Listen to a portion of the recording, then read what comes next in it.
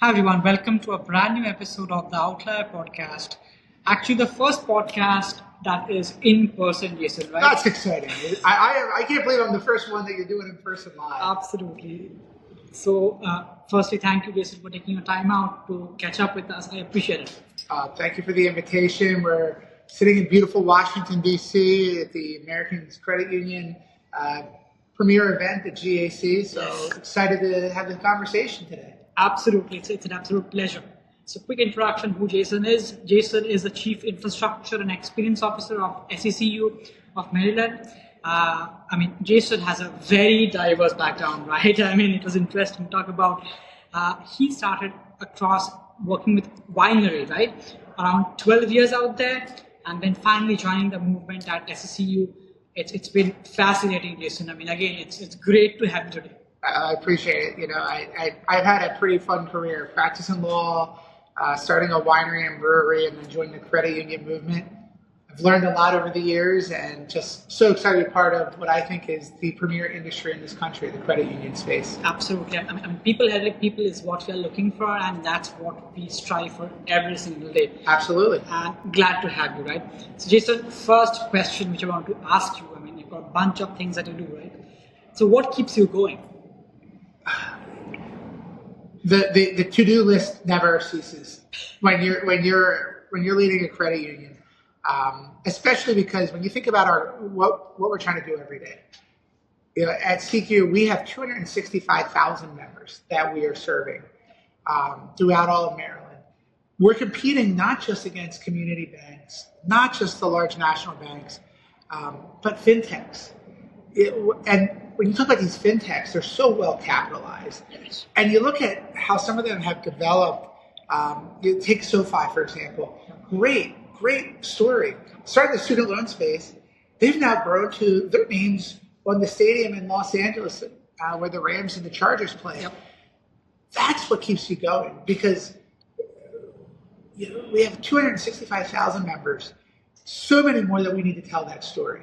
How are we providing a world-class experience so that our potential members throughout Maryland understand why they should become part of our experience, where we're trying to really focus on from when they're born until those life's last moments. Every one of those moments, every one of those milestones through that life, we want to be their trusted financial partner. Absolutely. So that's a lot of work, by the way. That's a lot of work and a lot of commitment. Absolutely. They're showing to the communities around you, and that's amazing. So, Jason, everyone talks about what is your current role, but I want to go in a different way. So, why this? Why have you chosen to work with credit unions, and why this role? So, I think all of us have our personal why. I have a personal why and a professional why. My personal why, my wife and I had kids a little later in life. I have a just turned 7-year-old little guy, and I have a 9.5-year-old girl that we all want our children to have lives better than what we grew up and experienced. Yep. And I don't have the squeaky clean. I didn't have a silver spoon when I grew up. I want my children to be able to chase their dreams. So from a personal why, that's where it is. Professionally, though, I've practiced law. I've been involved in the wine and the beer industry. But when I joined the credit union space, a big part of that was the difference that credit unions can make. That people helping people really hits home for me. I went to college here in DC at American University. It was a credit union that gave me an opportunity from a banking perspective when I had no credit.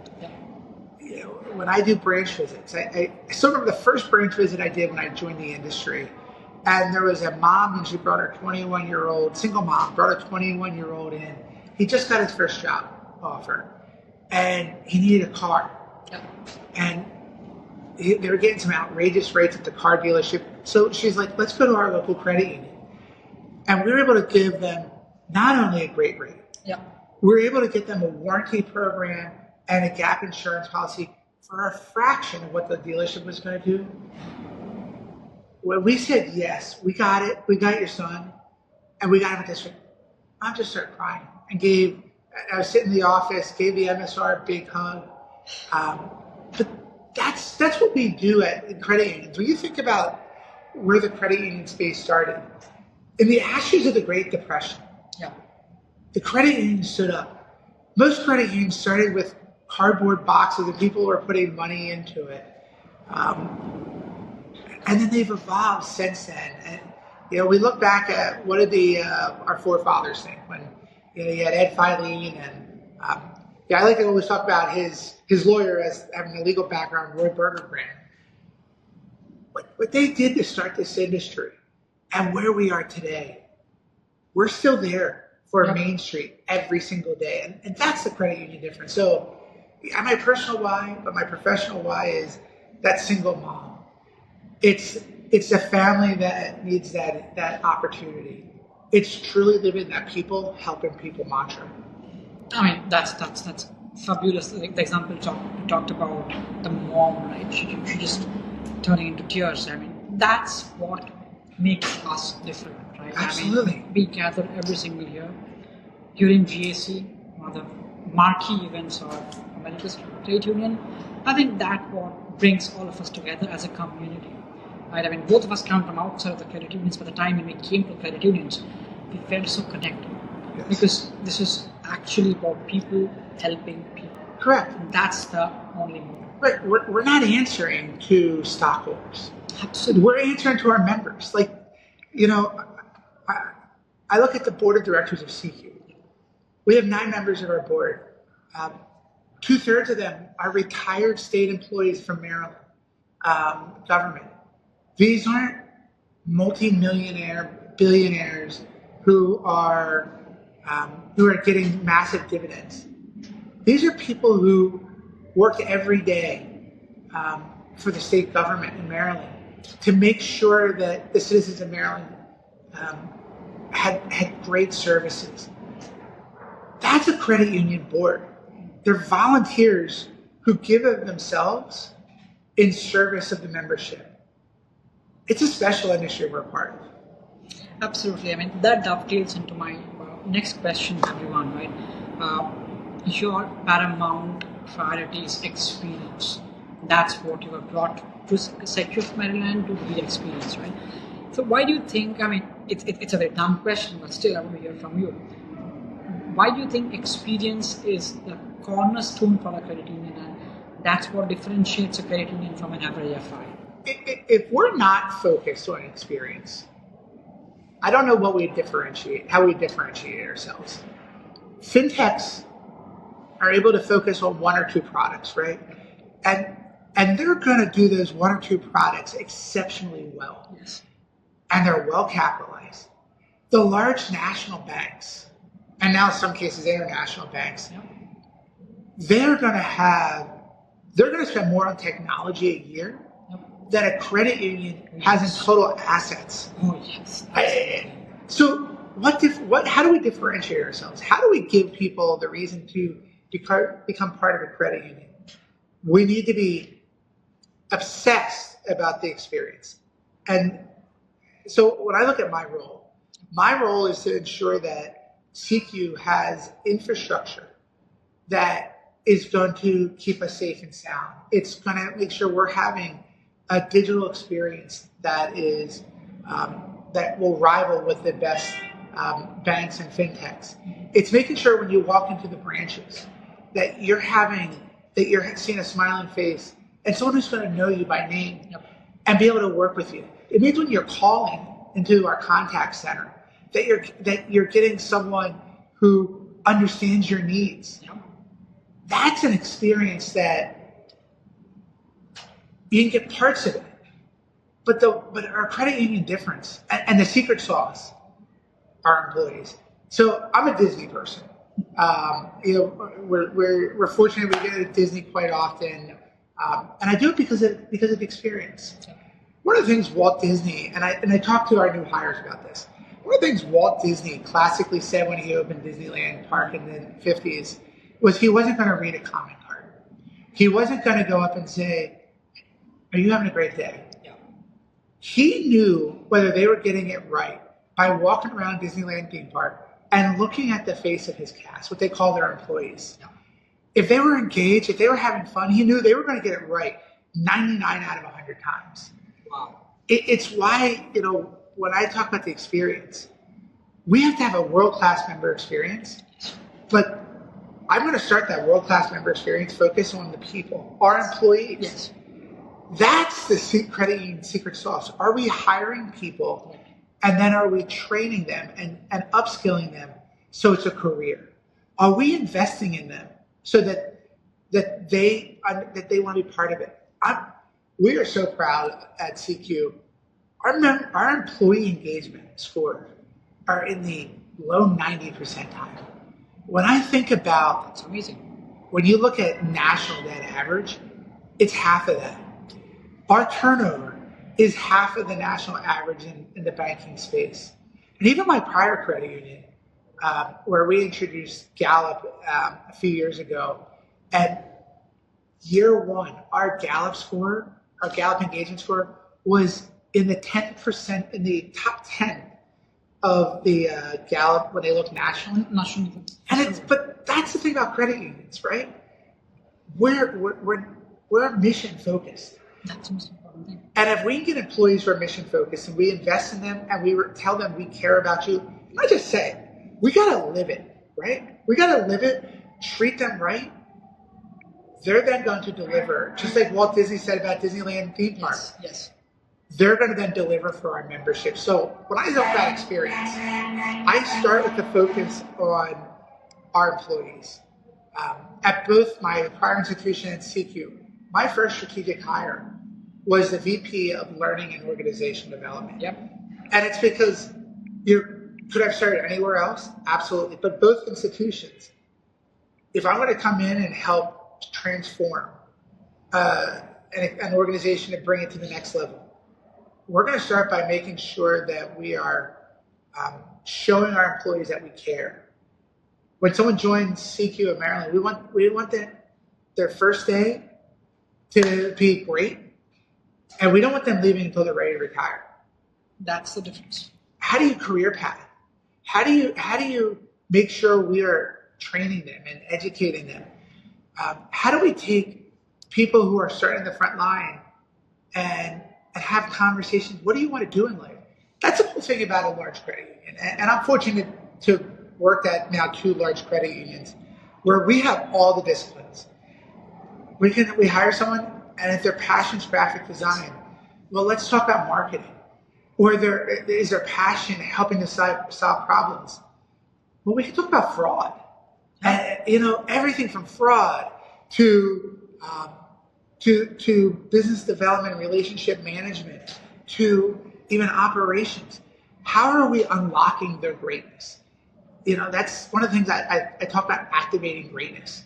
And that comes from, it's not my line.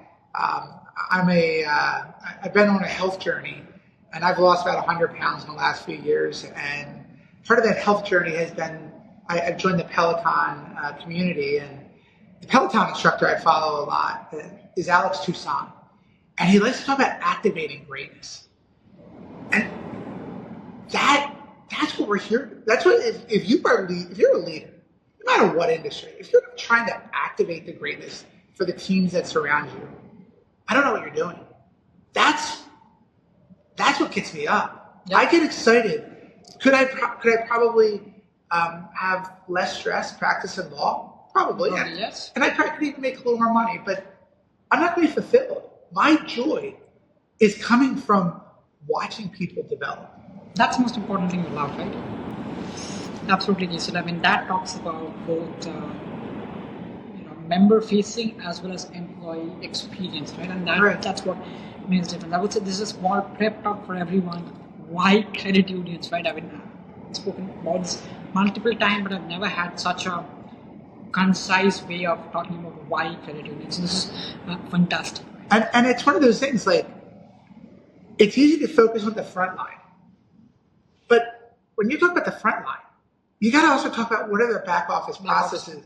One of the things we've started at CQ is we have a transformation and optimization team. Mm-hmm. And I've actually moved our deposit and branch operations group into that same team, looking at it as we have transformation, it's the traditional project and program management. But from an optimization standpoint, that team is laser focused on making the lives of the people who are either doing operational tasks or the front line, making it easier. We need to, and every institution needs to do this. Yes. But the credit union technology web is so complicated. Exactly. Because you have cores, but then you have the LOS, you then have POS, you have account opening platforms. And how do we make it easy for the front line to serve the members? It's why I start looking at the back office.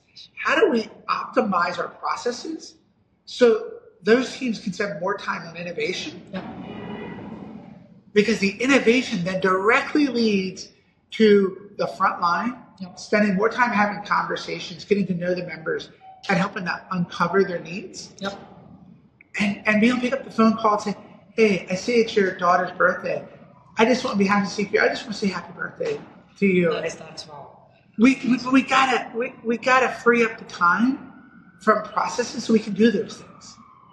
I mean, that's what makes all the difference. I mean, looking at people in a different way. Now, Jason, talking about experiences, the omnichannel is becoming like almost table stakes now. The way how you reach out or an experience member as an experience from branch versus digital, that has to be consistent across, to maintain that same experience altogether, right? So, what do you think about optimizing omnichannel experiences and keeping it consistent across all the channels? So that is something that is a huge priority of mine this year, and we're looking at how do we make it so when a member walks into a branch, a member goes onto our app, a member calls in to our call center, a member goes onto our website. How are we having that consistent experience? And this is why fintechs are so important in our ecosystem. It starts with when you become a member and you're opening a new account. Right now, we're working to finalize some changes over the next several months to our account opening process. So we're going to use the same account opening platform in every single channel.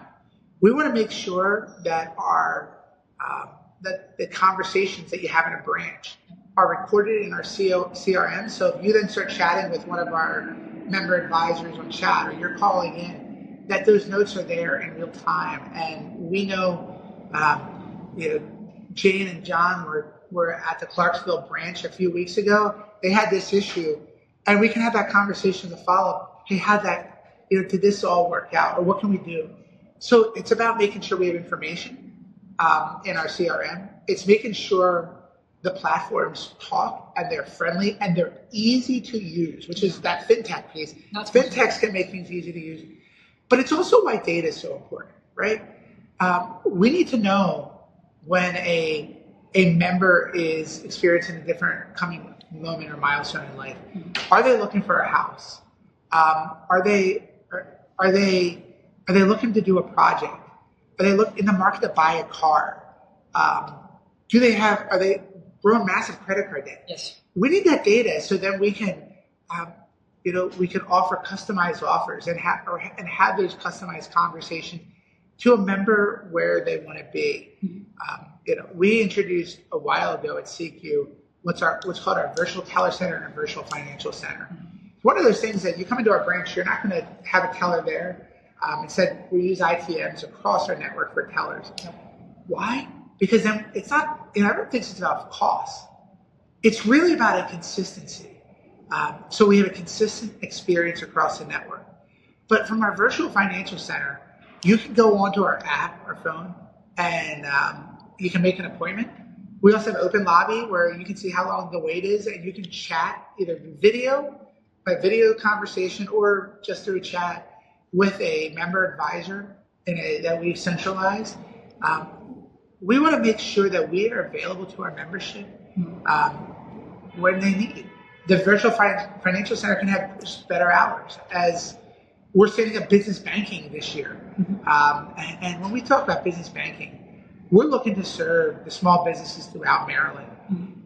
We're going to make sure our virtual financial center is available when a small business owner needs it. As a person who started a small business, and while practicing law, banking 9 to 5 was really hard. Yep. I'm thinking about my business and the banking. I was thinking about 8:30, 9 o'clock at night. We're going to make sure we're available that way through our virtual financial center. But that's why when I think about the member journey and I think about our channels, it's how can we be convenient to the membership without obviously, there's cost considerations, but how are we convenient and how are we making sure it's a consistent experience? But that, again, it gets back to how are you training your team? How are you upskilling your employees? What type of information do we have? And making sure that whoever's interacting with the member has the best information. It's the data about what they're doing and making sure we have that data. All of those things collectively feed into that omni-channel, world-class experience that we're trying to deliver every day at SECU. That's fantastic, right, Jason? I want to be respectful of your time.